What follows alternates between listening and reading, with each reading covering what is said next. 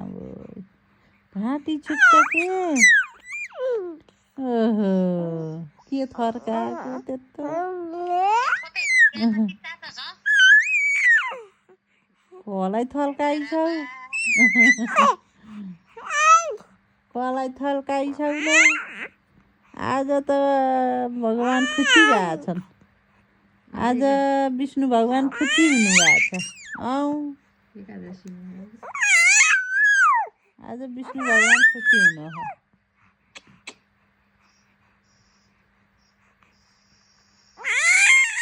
बाहो